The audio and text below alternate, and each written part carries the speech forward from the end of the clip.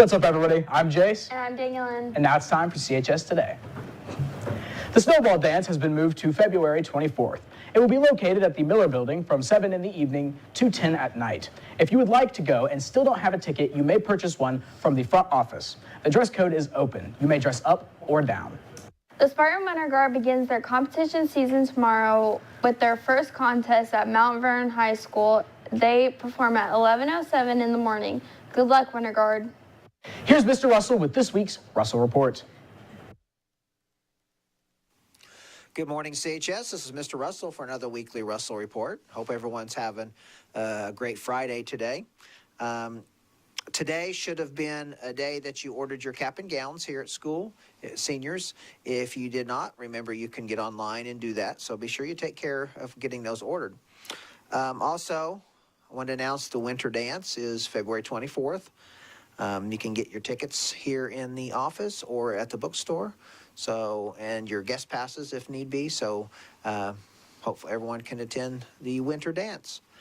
Also, I don't know if you've noticed there in Jackson in the art display cases, we have a lot of really cool artwork projects that are hanging up, so please check those out. We've got some very talented artists here at CHS.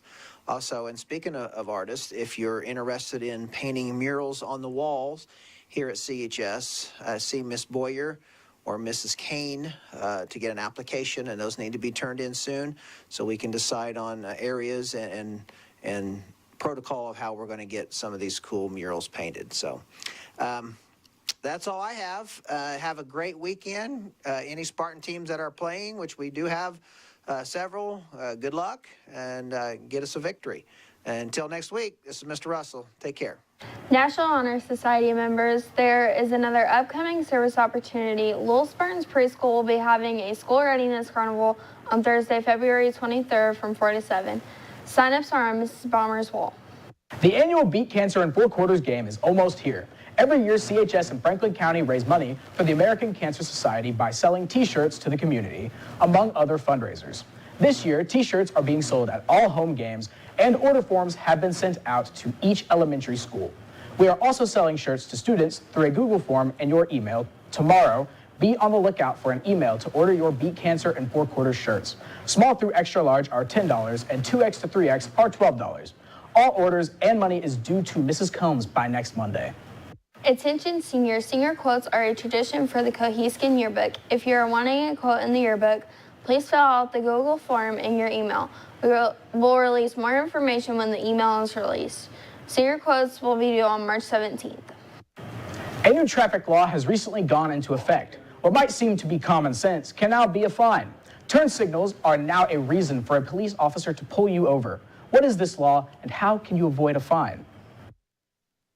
As many of you may not know, the state of Indiana has passed a new law regarding the distance in which a driver must signal that they are turning. This law was passed to ensure the safety of drivers and prevent unnecessary crashes.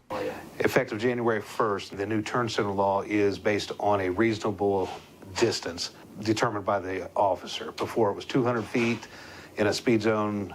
Now it's discretionary on the law enforcement officer. Safe distance is what they're going to call it. Some intersections from point A to point B aren't that long. That's why they've changed it from 200 feet to within a reasonable distance. This is a common question with new drivers, but all drivers should be aware of this law to prevent traffic violations. If all else fails, signal sooner. You know you're going to be turning. Make that signal way before the turn. Don't wait, then turn signal. If people's behind you, give them enough timing for the distance to turn.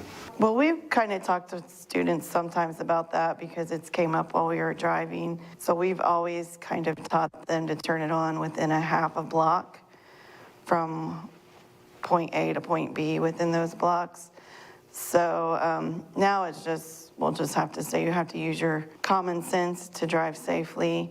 So if an officer seems that it's too close for the turn with the signal, they're going to do a traffic stop, probably issue a verbal warning first, but that's still officer discretionary.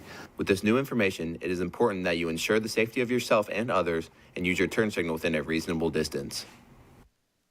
On this day in 1981, immediately following Ronald Reagan's inauguration, 52 United States captives being held at the embassy in Iran were released.